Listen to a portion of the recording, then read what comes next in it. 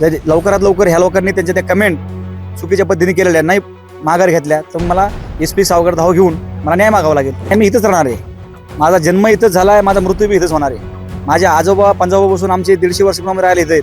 त्याच्यामुळे आम्ही कुठे जाणार नाहीत. एक तर त्यांनी आम्हाला डायरेक्ट कायमचं संपून टाकावा, नाही तर आम्हाला कुठेतरी राहण्याची सोय करून द्यावा. फक्त आता मला माझ्या नेत्याशी जाऊन चर्चा करावं लागेल की माझ्या कुटुंबांना आता रस्त्यावर आहे, मला काय मदत करता येईल का? तुम्ही देवेंद्रजीला जाऊन विनंती करा. सतीश उर्फ खोक्या भोसले वर्षभरानंतर जेल बाहेर आलेले आहेत. ढाकणे पिता पुत्रांना मारहाणनंतर त्यांना न्यायालयाने निर्दोष मुक्तता केलेली आहे, तर बॅटच्या मारहाण प्रकरणात त्यांना न्यायालयाने जामिनावरती सोडलेलं आहे. तेच सतीश उर्फ खोक्या भोसले माझ्यासमोर आहेत. भाऊ, काय सांगाल, वर्षभरानंतर तुम्ही जेलच्या बाहेर आलात, पहिली प्रतिक्रिया काय? अत्यंत आनंद होतोय मला की सत्याचा विजय होतोय आणि कुठेतरी विश्वास माझा जेवढा होता देवतावरती ते माझा विश्वास मला आज कळला. ज्यावेळेस मला माहिती होतं मी ह्या गोष्टीत मी निर्दोष आहे आणि ज्यावेळेस न्यायाधीशाने मला निकाल दिला की तू यातून निर्दोष आहे, तुझा कुठेच काही संबंध नाही, त्यावेळेस मला खरोखर खूप इतका आनंद झाला की खूप झाला. आणि ज्यावेळेस मी माझ्या घरी आलो, ज्यावेळेस माझ्या घरची परिस्थिती पाहिली तर हे पाहूनही मला खूप मोठं दुःख झालं आहे. मात्र ज्या पद्धतीने तुम्हाला 2-3 गुन्ह्यामध्ये ओवलं गेलं, मग ते वन विभाग असेल किंवा इतर काही बॅटने मारहाण असेल किंवा ढाकणे पितापुत्र असतील, या संपूर्ण प्रक्रियेदरम्यान तुमच्यावरती अन्याय देखील झाल्याचं तुम्ही बोलून दाखवलेलं आहे.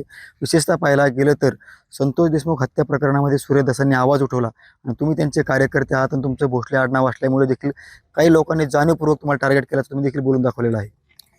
सतीश भोसले म्हणजे काय झालं, दोन समाजात वाद लावायचा काही लोकांचा दोष होता. दोन समाजामध्ये मी भोसले आडनावाचं म्हटल्यानंतर काही वेगळ्या आडनावाच्या लोकांनी कमेंट करायच्या. आज मी माझ्या फेसबुकला, इंस्टाग्रामला काही तुरळक आडनावाचे लोक आहेत, त्या आडनावाच्या लोकांनी मला जिथं शिवीगाळ केली आहे. याच्यात योग्य लवकर पोलिसांनी यांच्यावर कारवाई नाही केली तर मग मला काहीतरी वेगळा पाऊल उचलून मला हात पसरावा लागेल कोणासमोर तरी. जर लवकरात लवकर ह्या लोकांनी त्यांच्या त्या कमेंट चुकीच्या पद्धतीने केलेल्या नाही माघार घेतल्या तर मग मला SP सावकार धाव घेऊन मला न्याय मागावा लागेल. हो, तुमचे वेगवेगळे रील्स व्हायरल झाल्या, पैशाच्या असतील, हेलिकॉप्टरच्या असेल किंवा इतर काही रील्स होत्या, त्या रील्स म्हणून देखील तुम्हाला टार्गेट केलं गेलं. त्या रील्स बघून देखील पोलिसांनी तुमच्यावरती गुन्हे दाखल केले. याकडे कसं बघताय? याच्यामध्ये पोलिसांनी गुन्हे दाखल नाही केले, पोलिसांवर प्रेशर आणून गुन्हे दाखल करायला लावलेत. पोलिसांनी डायरेक्ट मनाने दाखल नाही केलेले.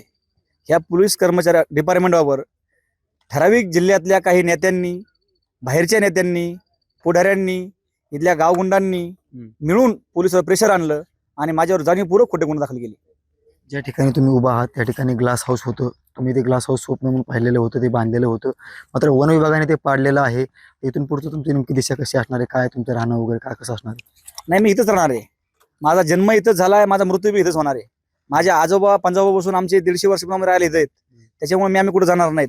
एक तर त्यांनी आम्हाला डायरेक्ट कायमचं संपून टाकावा, नाही तर आम्हाला कुठेतरी राहण्याची सोय करून द्यावा. आम्ही ही जागा सोडणार नाहीत. हे जागा जंगल, जल, जमीन आणि जंगल याचा खरा मालक आदिवासी आणि आज आदिवासीमुळे हे जंगल आहे. आणि जर तुम्ही आदिवासीला जर त्या जागेवरून उठत असतान तर मग हे कसला न्याय आहे?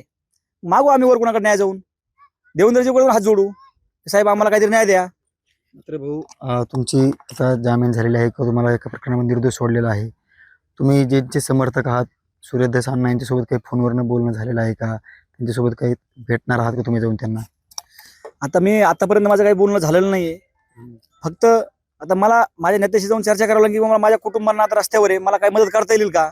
तुम्ही देवेंद्रजीला जाऊन विनंती करा की बाबा अशाच्या माझ्या कुटुंब कार्यकर्त्यावरती असा अन्याय झालाय, त्याला काय मदत करता येईल अशी जाऊन विनंती करणार आहे मी. तुमची इथून पुढची आता दिशा कशी असणार आहे? तुम्ही काय नेमकं काम हाती घेणार आहात? कारण याच्या पाठीमागे तुम्ही सामाजिक कामामध्ये तुम्हाला मी पाहिलेलं आहे. इथून पुढचं तुमचं काम काय असणार आहे? इथून पुढेही मी सामाजिक कार्य करणार आहे. इथून मागे उलट मी काही गोष्टीत इंटरफेअर करत नव्हतो, पण आता मला जिथं अन्याय दिसेल तिथे मी जाणीवपूर्वक तिथे जाऊन इंटरफेअर करणार.